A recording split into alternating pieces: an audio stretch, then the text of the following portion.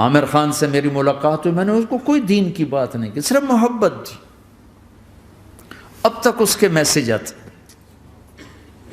کہ میں زندگی میں کسی سے متاثر نہیں ہوا، تم پہلے آدمی ہو جس سے میں متاثر ہوں. میں نے کوئی جادو کیا، صرف محبت. لوگوں کو محبت دو، قریب ہوں گے.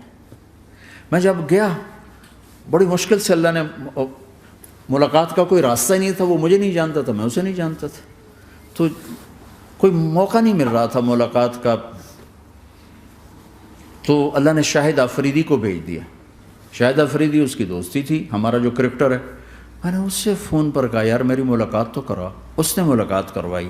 تو اس نے مجھے کہا آدھا گھنٹہ ہے، آدھا گھنٹہ. جب میں پہنچا میکسیمم پونا گھنٹہ. میں کہا ٹھیک. میں گیا تو وہ سہما ہوا چہرہ کہ بھئی مولانا آ گیا، پتہ نہیں کیا کہیں گے، بھئی یہ تو کیا کر رہا ہے، تو حرام کر رہا ہے، ناچ رہا ہے، گا رہا ہے، توبہ کر، ابھی تیرے لیے دوزخ کا فیصلہ ہو جائے. پتہ نہیں کیا ہوا، وہ ڈرا ہوا سہما ہوا تھا.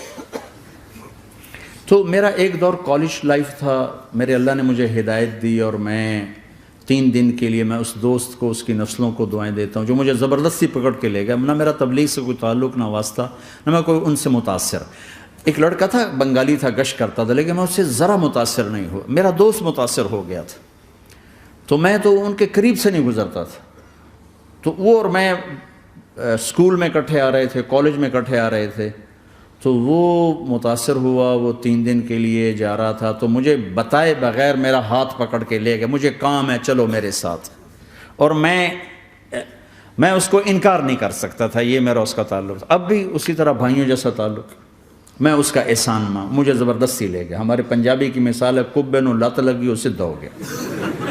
وہ جو ہوتا ہے ہنچ بیک ہوتا ہے نا، اس کو کسی نے لات ماری تو سیدھا ہو گیا. مہربانی بھائی تیری لات سے میں سیدھا ہو گیا. تو مجھے تو وہ کبے والی لت پہ گئی. تو اللہ نے مجھے اس طرف لگا دیا. اور جب میری کالج لائف، میں نے کالج کا بہترین سنگر تھا، اسکول کا بہترین. یہ جنید جمشید کیا ہے جو اس زمانے میں یہ سارا کو ٹھا میں نے سارا کیا ہے. تو اب وہ بیچارہ ایسے بیٹھا ہوا. تو میں نے اس سے بیٹھتے فلموں کی باتیں شروع کر دی. اور تھوڑی دیر بعد کہ میں نے محسوس کیا کہ فرام 60 to 72 جو فلم انڈسٹری کو جتنا میں جانتا تھا اتنا وہ نہیں جانتا تھا. تو اس کے اوپر میرے علم کا روپ پڑ گیا. اس کی لائن کا علم تھا نا. تو وہ تو حیران پریشان، یہ واز تو ہو نہیں رہا. تو کبھی دلیپ کمار کی باتیں شروع ہو گئیں، کبھی راج کپور کی شروع ہو گئیں، اور کبھی محبوب صاحب شروع ہو گئے، کبھی مدن موہن شروع ہو گئے. وہ آدھا گھنٹہ تو یوں ہی گزر گیا.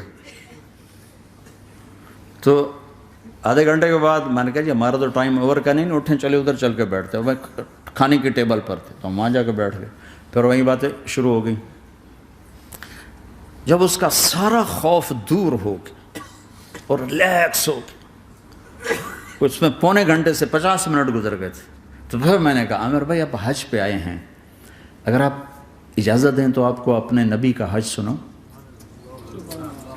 کہنے لگے ہاں جی ضرور سنائی.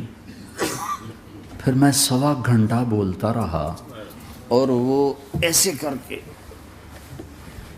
یہاں سے وہ یوں نہیں ہوا. 1.25 گھنٹہ ایسے بیٹھ کے یوں سنتا، ہلا نہیں اپنی جگہ سے. لوگ محبت کے بھوکے ہیں، تم فتوے دینا شروع کر دیتے. 2 گھنٹے کی ملاقات کے بعد جب ہم نکلے تو نیچے تک چھوڑنے آیا عامر خان. حج کے بعد میں نے کہا ایک ملاقات اور ہو جائے گا، ضرور ہوگی. پھر اس کا میسج آیا کہ میں مدینے چلا گیا ہوں، معذرت چاہتا ہوں. میں نے کہا میں مدینے آ جاؤں گا، میں مدینے پہلے ہو آیا تھا حج سے پہلے. تو اس نے کہا کہ آپ 14 تاریخ کو آ جائیں، 4 سے 6 کا ٹائم میں نے آپ کے لیے رکھا ہے. تو میں جنید اور ایک اور ساتھی ہم دوبارہ وہاں چلے. 4 بجے 4:15 ہم اس کے ساتھ ہماری سٹنگ شروع ہوئی. 4:15 سے 10:15 تک 6 گھنٹے مسلسل. اور اس کے ماتھے پہ ذرا نشان نہیں آیا کہ میں بور ہو رہا ہوں. اور اس کے بعد ہم اٹھے، اس کا جی نہیں چاہ رہا تھا کہ ہم اٹھ کے چلے جائیں. محبت. پھر ایک امتحان پڑ گیا. میں اجتماع میں تھا رائمنڈ کے پچھلے سال. اس کا میسج آ گیا میری فلم تلاش آ رہی، اس کی کامیابی کی دعا کرو. لے بھائی اے چنگی بڑھ. میں کہا اب کیا کروں؟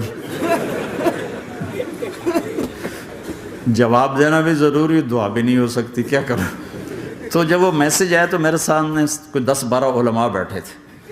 میں نے کہا بھائی یہ میسج ہے، اس کا جواب دو. کہا جی یہ ہمارا فیلڈ نہیں تمہارا ہے، تو ہی جواب دے. میں سارا دن سوچتا رہا، مجھے کوئی جواب سمجھ میں نہیں آیا کہ جان بھی بچ جائے، جواب بھی چلا جائے. پھر اگلا دن بھی گزر گیا، مجھے کچھ سمجھ میں نہیں آیا. میں عصر کا وضو کر رہا تھا، ایک دم اللہ نے ایک مضمون دل میں ڈالا.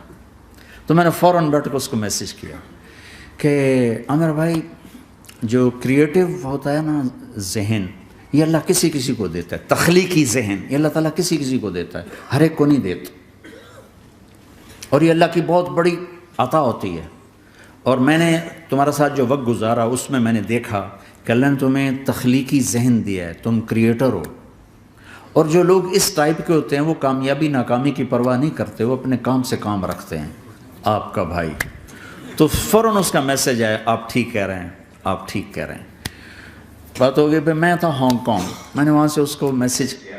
دیکھو کسی مصروف آدمی کو براہ راست فون نہ کیا کرو، میسج کیا کرو کہ میں آپ کو فون کر سکتا ہوں، چونکہ میں اس کا بہت ستایا ہوا، بہت ستایا. تو میں نے اسے میسج کیا کہ میں طارق جمیل ہانگ کانگ میں آپ کو فون کر سکتا ہوں، میں آپ کو فون کر سکتا ہوں. میں ہمیشہ اسے، اب بھی میرا فون پہ رابطہ ہے، میں پہلے اسے میسج دیتا ہوں میں آپ کو فون کر سکتا ہوں. اگر اس کا جواب نہ ہے پھر میں نہیں کرتا ہوں. کبھی وہ خود کر لیتا ہے، کبھی وہ میسج دے دیتا ہے کال کر لیں. تو تھوڑی دیر بعد اس کا فون آ گیا کیونکہ میں اس وقت دلی میں ہوں، کانفرنس میں تھا. تو میں نے آپ کا میسج دیکھا تھا، میں اٹھ کے باہر آ گیا ہوں، ابھی آپ سے بات کر کے پھر میں جاؤں گا. تو اسے باتیں کرتے کرتے کہنے لگا آپ کی دعا سے میری فلم کامیاب ہو گئی. میں کہا یا اللہ میں کوئی نہیں کی تھی تینوں.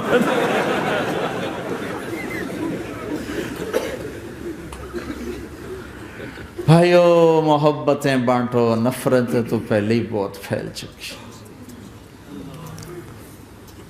نشہ پلا کے گرانا تو سب کو آتا ہے، مزہ تو تب ہے کہ گرتے کو تھام لے ساتھ.